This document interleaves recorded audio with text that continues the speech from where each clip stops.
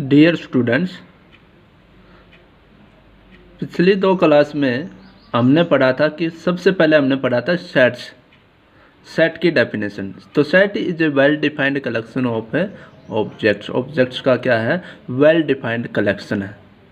उसके बाद हमने पढ़ा था इसकी सिंबल क्या रहेगा, नोटेशन क्या रहेगी इसकी। तो इसको कैपिटल लेटर से डिनोट हम करते हैं और इसमें जो एलिमेंट हम रखेंगे वो स्मॉल लेटर में लिखते हैं। उसके बाद हमने पढ़ा था इसकी रिप्रेजेंटेशन दो प्रकार की थी। फर्स्ट थी टेबुलर फॉर्म या उसको हम बोलते हैं रोस्टर फॉर्म।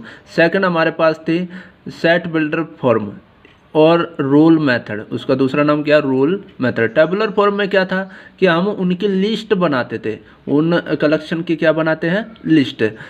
सेकंड जो थी सेट बिल्डर फॉर्म, उसमें क्या होता है, एक ऐसी प्रॉपर्टी लिखते हैं जिसमें वे सारे के सारे जो कलेक्शन हमने किया जिन एलिमेंट्स का, वे सारे के सारे एलिमेंट्स उस प्रॉपर्टी को सेटिस्फाई करते हैं, बाहर का कोई भी एलिमेंट उसको सेटिस्फाई नहीं करता। इसके बाद हमने पढ़ा था फाइनाइट सेट। फाइनाइट सेट क्या होता है, जिसमें नंबर ऑफ एलिमेंट्स क्या हो, फाइनाइट हो, नंबर ऑफ एलिमेंट्स क्या हो, फाइनाइट हो। उसके बाद हमने पढ़ा था इनफाइनाइट सेट। इनफाइनाइट सेट में जिसमें नंबर ऑफ एलिमेंट्स क्या हो, इनफाइनाइट हो, नंबर ऑफ एलिमेंट्स कितना हो, इनफाइनाइट। उसके लिए हमने एग्जांपल दे दी, नेचुरल नंबर हो, whole number, integer, rational, real, complex वगैरह, ये सारे एग्जाम्पल हम लिख सकते हैं। नंबर ऑफ एलिमेंट्स क्या होने चाहिए, इनफाइनाइट होने चाहिए। उसके बाद हमने पढ़ा था सिंगलटन सेट। सिंगलटन सेट किसको बोलते हैं, सिंगलटन सेट वो होता है जिसमें नंबर ऑफ एलिमेंट कितने हो, 1 हो, केवल एक ही एलिमेंट हो, कलेक्शन में केवल क्या हो, एक ही एलिमेंट हो, उस को क्या कहेंगे हम, सिंगलटन सेट कहेंगे। उसके बाद आता नल सेट। नल सेट के दो नाम और हैं, एम्प्टी सेट और वॉइड सेट। तो नल सेट किसको बोलोगे, जिसमें नंबर ऑफ एलिमेंट्स क्या हो, 0, यानी कि उस कलेक्शन, उस सेट में कोई भी एलिमेंट नहीं होना चाहिए। उसके लिए हमने करली ब्रैकेट के अंदर कुछ भी नहीं लिखना होता, बिल्कुल खाली, एम्प्टी, नल सेट बोलेंगे उसको। और उसकी रिप्रेजेंटेशन होती है 5। इसके बाद जो है आज हम पढ़ेंगे इक्वल सेट। आज हम क्या पढ़ेंगे, इक्वल सेट। तो अब कंपैरिजन होगा, सेट्स का क्या होगा, कंपैरिजन। तो दो सेट इक्वल कब कहलाएंगे, तो two sets A and B are said to be equal. Equal कब कहलाए, if every element of A is an element of B, यानी कि ए के प्रत्येक एलिमेंट, ए का प्रत्येक एलिमेंट जो है वो बी का क्या होना चाहिए, एलिमेंट होना चाहिए। And every element of B is an element of A, और बी के सारे एलिमेंट जो है वो किसका एलिमेंट होना चाहिए, ए का एलिमेंट होना चाहिए। डिक्टो क्या होना चाहिए, सेम होना चाहिए। जो एलिमेंट ए में वही एलिमेंट बी में होना चाहिए, जो एलिमेंट बी में वही एलिमेंट किस में होना चाहिए, ए में होने चाहिए। मैथमेटिकली हम कैसे लिखेंगे कि कोई एलिमेंट अगर ए का है, एक्स बिलोंग टू ए, तो इसका मतलब वो किस में होना चाहिए, बी के अंदर, x belong to B. If x belong to A तो this implies that x belong to B, तो वो बी के अंदर बिलोंग करना चाहिए। और साथ में क्या होना चाहिए, अगर बी का एलिमेंट है तो वो किसके अंदर होना चाहिए, ए के अंदर। दोनों कंडीशन होनी चाहिए, तभी हम उसको क्या कहेंगे कि ए जो है वो किसके इक्वल है, बी के इक्वल है। ए का प्रत्येक एलिमेंट बी के अंदर होना चाहिए और बी का प्रत्येक एलिमेंट किसके अंदर होना चाहिए, ए के अंदर, तब उन दोनों को क्या कहेंगे, इक्वल सेट कहेंगे। फॉर एग्जाम्पल, हमने दो एग्जाम्पल लिए हैं। पहला हमने लिया 3, 7, 9, एक सेट ये लिया, दूसरा सेट हमने ले लिया 7, 9, 3। ये दोनों के दोनों सेट क्या होंगे, इक्वल होंगे, क्योंकि इसका प्रत्येक एलिमेंट इसके अंदर होना चाहिए और इसके प्रत्येक एलिमेंट इसके अंदर होना चाहिए। जैसे मैंने यहाँ लिया 3 इसके अंदर है, क्या इसके अंदर है, ये रहा 3। 7 एलिमेंट लिया, वो भी इसके अंदर है। 9 लिया, वो भी इसके अंदर। इसके सारे एलिमेंट इसके अंदर आ गए। उसके बाद इसके भी एलिमेंट किसके अंदर होने चाहिए, इसके अंदर होने चाहिए। तो 7 जो है इसमें बिलोंग करता है, इसमें भी आएगा। 9 इसमें बिलोंग करता है, इसमें भी है। 3 इसमें बिलोंग करता है, इसमें भी है। तो जब दोनों, इसके एलिमेंट इसके अंदर, इसके एलिमेंट इसके अंदर, तो दोनों सेट क्या कहलाएंगे, इक्वल सेट कहलाएंगे। इसका मतलब है ऑर्डर पर कोई फर्क नहीं पड़ता। अगर एलिमेंट सेम है और उनके ऑर्डर पर हम उनको आगे पीछे लिख सकते हैं। किस में? सेट के अंदर, कलेक्शन में हम एलिमेंट्स को आगे पीछे लिख सकते हैं। तो वो सेट्स क्या होंगे? आपके इक्वल होंगे। एक और एग्जांपल है 2 4 8 2 4 4 8 8 2। तो यहाँ पर भी हमें इक्वल सेट है ये दोनों। यहाँ से हमने 2 उठाया तो 2 इसके अंदर है, 4 लिया तो 4 भी इसके अंदर है, 8 लिया तो 8 भी इसके अंदर है। तो इसके सारे एलिमेंट तो इसके अंदर आ गए। अब यहाँ से इसके सारे एलिमेंट इसके अंदर भी होने चाहिए। यहाँ से लिया 2 इसमें बिलोंग करता है, 4 भी है, ये वाला 4 वो भी है, 8 वो भी है, 8 वो भी है, 2 वो भी बिलोंग करता है। तो इसके सारे एलिमेंट इसके अंदर, इसके सारे एलिमेंट इसके अंदर, तो दोनों सेट क्या होंगे? इक्वल होंगे। रिपीटिशन जरूरी नहीं होता सेट्स में, ठीक है, तब भी ये क्या रहेंगे। और अगर कोई एलिमेंट आपका रिपीट करता है तो उसको हम हटा देंगे, उसको क्या करेंगे? हम हटा देंगे। इसके बाद अब आता हमारे पास cardinal number of a finite set. Cardinal number of a finite set वो क्या होता है? कार्डिनल नंबर होता है फाइनाइट। पहले काम क्या होना चाहिए? आपके पास फाइनाइट सेट होना चाहिए। फाइनाइट सेट जिसमें नंबर ऑफ एलिमेंट क्या हो? फाइनाइट हो, तब उस हम बात करेंगे उसके कार्डिनल नंबर की।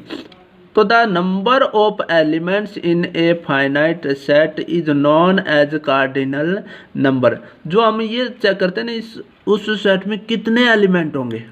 फाइनाइट सेट किसको बोलोगे? जब उसमें नंबर ऑफ एलिमेंट क्या हो? फाइनाइट हो। अब वो कितने एलिमेंट वो हमें चेक करना है। उसमें जितने भी एलिमेंट होंगे तो वो उस सेट का क्या कहलाएगा? कार्डिनल नंबर कहलाएगा। कि उस सेट में कितने एलिमेंट हैं, उस सेट में कितने एलिमेंट है, वो उस सेट का क्या कहलाएगा? कार्डिनल नंबर कहलाएगा। और इसको डिनोट करेंगे n, फिर स्मॉल ब्रैकेट के अंदर सेट, वो सेट जिसकी हम बात कर रहे हैं। n स्मॉल ब्रैकेट में क्या लिखना? a लिखना है, वो उसकी नोटेशन हो जाएगी। जैसे कि मैंने एक एग्जांपल लिया AEIOU, AEIOU कितने एलिमेंट है इसमें? 1 2 3 4 5। तो 5 एलिमेंट है, तो इसके कार्डिनल नंबर क्या हो गया सेट का? 5। उसको हम ऑर्डर भी बोल सकते हैं। कार्डिनल नंबर को क्या कह सकते हैं? ऑर्डर भी दूसरा नाम है। या तो कहो कि cardinal number of a finite set, या कहो कि order of a finite set. तो उस फाइनाइट सेट में कितने नंबर ऑफ एलिमेंट होंगे वो उसका क्या कहलाएगा? कार्डिनल नंबर कहलाएगा। इसके बाद नेक्स्ट डेफिनेशन आती है इक्विवेलेंट सेट। अब इक्विवेलेंट सेट किसको बोलोगे? कि अब फिर से वही है हमारे पास, दोनों के दोनों फाइनाइट सेट होने चाहिए। Finite set A and B, तो दो सेट हमारे पास हैं, दोनों के दोनों क्या होने चाहिए? फाइनाइट। नंबर ऑफ एलिमेंट्स उनमें क्या होने चाहिए? फाइनाइट। तभी बात करेंगे। Is said to be equivalent set. दोनों को इक्विवेलेंट कब कहेंगे? पहले वाला था इक्वल सेट, अब बात आ रही इक्विवेलेंट सेट। तो अगर number of elements in A, number of उनकी संख्या की बात कर रहा है, number of elements in A is equal to number of elements in B, कि जितने एलिमेंट ए में हैं उतने ही एलिमेंट किसके अंदर होने चाहिए? बी के अंदर होने चाहिए। तो उसको हम क्या कहेंगे? इक्विवेलेंट सेट कहेंगे। कि n A number of elements in A में कितने एलिमेंट है वो इक्वल होना चाहिए कि बी में कितने एलिमेंट है। नोटेशन क्या रहेगी उसकी? ए, ये सिंबल रहेगा इक्विवेलेंट का। B, A is equivalent to B, A is equivalent to B. तो पहले वाला आया था इक्वल सेट और ये है इक्विवेलेंट। इक्वल सेट में एलिमेंट क्या होने? टिक टॉक वही, जो एलिमेंट ए में वही एलिमेंट बी में होने चाहिए। इक्विवेलेंट में ऐसी कोई कंडीशन नहीं है। इक्विवेलेंट सिर्फ ये कहता है कि नंबर ऑफ एलिमेंट्स क्या होने चाहिए? इक्वल होने चाहिए। नंबर ऑफ एलिमेंट्स क्या होने चाहिए? इक्वल होने चाहिए। फॉर एग्जाम्पल एक सेट ए लिया जिसमें एलिमेंट है 1 2 3, 1 2 3। दूसरा सेट लिया बी XYZ, इसमें कितने एलिमेंट? 3 एलिमेंट। इसमें भी कितने एलिमेंट? 3 एलिमेंट। तो दोनों में नंबर ऑफ एलिमेंट्स इक्वल आ गए, तो इसको हम कहेंगे इक्विवेलेंट सेट। दोनों क्या कहलाएंगे? आपके इक्विवेलेंट सेट कहलाएंगे। ये थी डेफिनेशन। एक्सरसाइज 1.1 में फर्स्ट क्वेश्चन जो 6th क्वेश्चन है, 5 क्वेश्चन हम कर चुके हैं, जो 6th क्वेश्चन वो क्या है, in the following question part दे रखे हैं, उसमें से state whether A equal to B और नॉट, हमें बताना कि क्या ए और बी दोनों सेट इक्वल है या नहीं है। ठीक है, तो पहला सेट दे रखा 4 8 20 12 16, दूसरा सेट दिया बी 8 4 16 8। इक्वल सेट किसको बोलोगे कि ए के सारे एलिमेंट बी में होने चाहिए, बी के सारे एलिमेंट ए में होने चाहिए, तब उन दोनों को क्या कहोगे, इक्वल सेट कहोगे। यहाँ से देखा मैंने 4 लिया, 4 इसके अंदर है, 8 लिया, 8 इसके अंदर है, 12 इसके ए के अंदर, 12 इसके अंदर नहीं है, तो ये इक्वल सेट है, नहीं होंगे। जितने जो एलिमेंट इसके अंदर वही एलिमेंट इसके अंदर होना चाहिए, और जो एलिमेंट इसके अंदर बी में है वही एलिमेंट ए में होना चाहिए। तो यहाँ पर 12 ए में तो बिलोंग करता है पर बी में बिलोंग है नहीं करता, इसलिए ये दोनों सेट क्या नहीं होंगे, इक्वल सेट नहीं होंगे।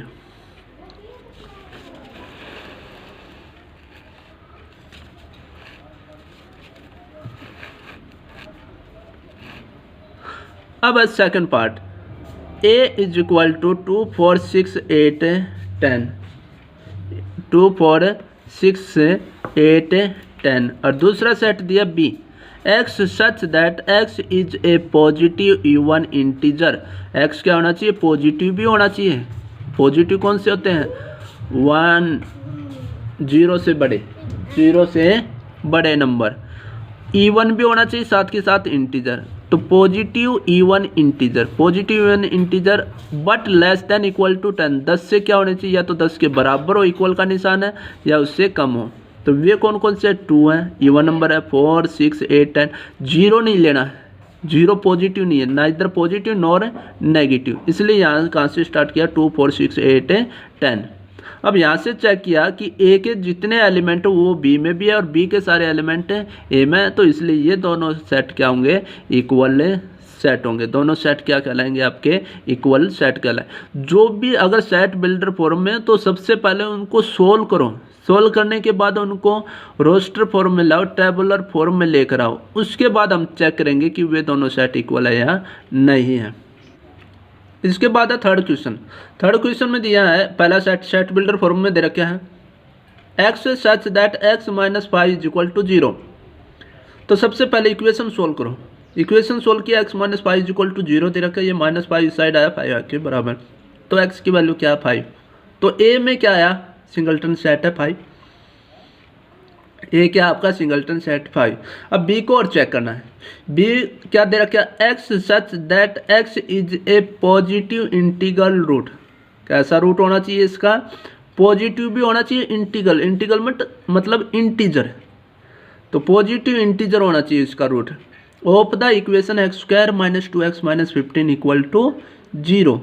तो जो भी इसका रूट आएंगे वे पॉजिटिव होने चाहिए और इंटीजर होने चाहिए, वे हम लेंगे रूट।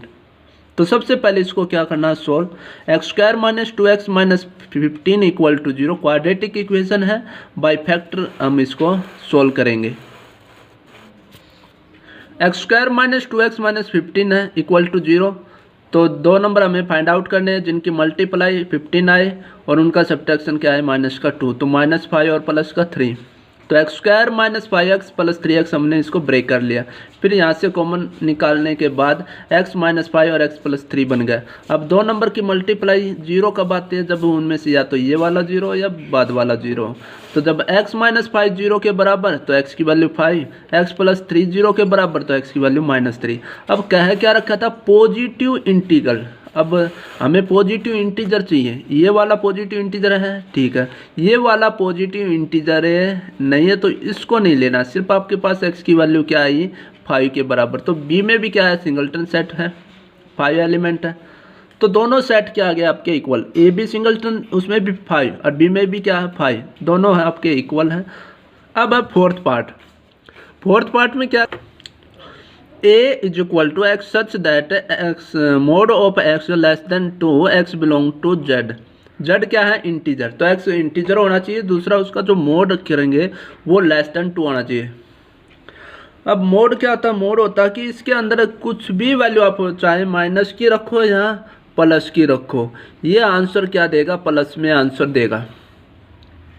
-2 रखोगे तब भी आंसर 2 आना है, प्लस का 2 रखा तब भी आंसर कितना आना है, 2 ही आना है।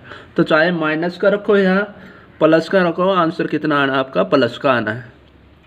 तो यहाँ से ऐसे नंबर आपको इंटीजर नंबर लेने हैं जिनका मॉडुलस क्या हो, लेस देन 2 हो। 0 लिया, 0 का मोड किया, 0 आंसर देना है। 1 रखा, 1 का मोड 1 आना है। -1 है, -1 का भी मोड क्या आएगा, 1 आएगा, जो कि वो 2 से क्या है, कम है। अब अगर 2 लेंगे तो 2 से कम नहीं होगा, 2 से कम नहीं होगा। -2 का मोड, -2 का मोड भी क्या होता है, 2, वो भी 2 के इक्वल तो होता है, लेस देन नहीं होता।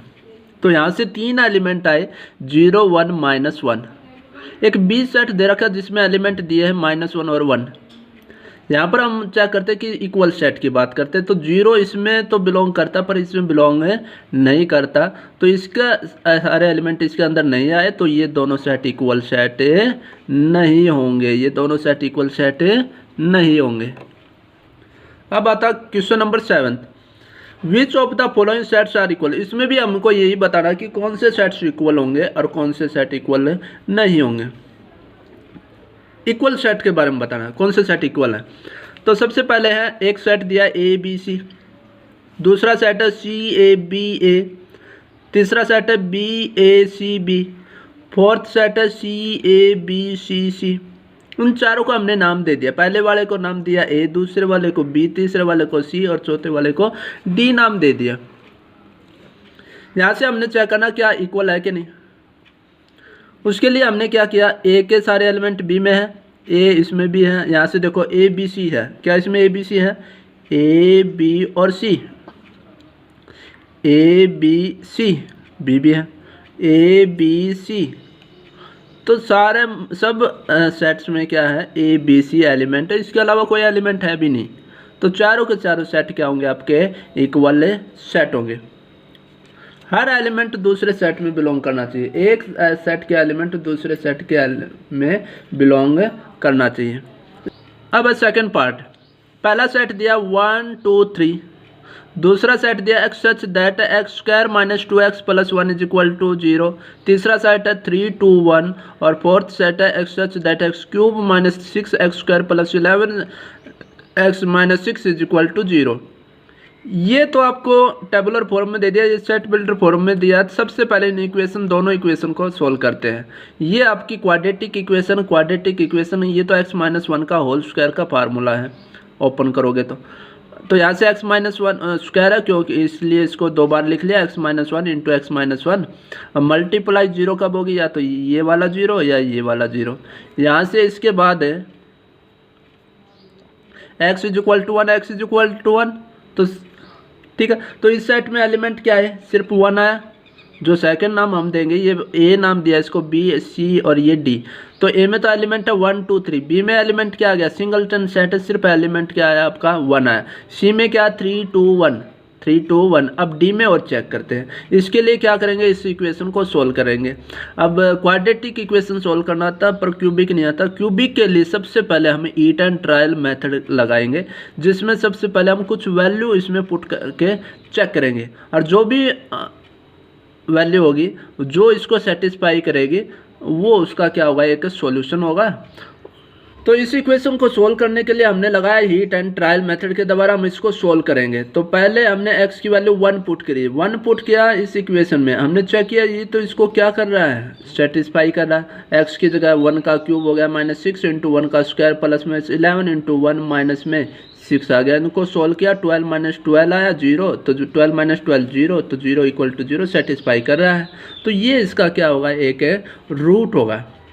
उसके बाद क्या किया, इसी रूट के साथ इसको, इस इक्वेशन को क्या कर दिया हमने, डिवाइड कर दिया। इस इक्वेशन को क्या कर दिया, 1 था, ये प्लस का 1 इस साइड गया तो -1, तो x - 1 बना, x - 1 से इस इक्वेशन को डिवाइड कर दिया। डिवाइड करने के बाद क्वोशंट आ गया हमारे पास। ये हमें पता है डिवाइडेंड जो है वो इक्वल होता है divisor multiply quotient plus reminder. तो डिवाइडेंड किसके बराबर, डिवाइजर मल्टीप्लाई क्वोशंट और प्लस में रिमाइंडर तो 0 है। अब इसके भी हमने क्या कर लिया, फैक्टर किए। क्वाड्रेटिक के फैक्टर कर सकते हो, तो फैक्टर करने के बाद आए x-3, x-2, x-3। अब ये इक्वेशन हमारे पास किसके बराबर दे रखी थी, 0 के बराबर। तो यहाँ से x की वैल्यू आ गई। x की वैल्यू क्या आई, 1, 2 और 3, 1, 2 एंड 3। तो ए सेट हमने माना था 1, 2, 3। बी सेट में एक एलिमेंट 1 आया था। सी सेट हमने सोल्व कर लिया जिसमें एलिमेंट 1, 2, 3 आए। और डी सेट, ये डी सेट को हमने सोल्व कर लिया। सी सेट हमारे पास 3, 2, 1 दे रखा था। अब यहाँ से हमने चेक किया कि ए, सी और डी ये तीनों इक्वल हैं। ए, सी और डी तीनों सेट्स क्या हैं, इक्वल हैं। तो इनको हमने लिख दिया A is equal to C is equal to D के बराबर। और इस तरीके से आपकी एक्सरसाइज 1.1 कंप्लीट होती है। That's all.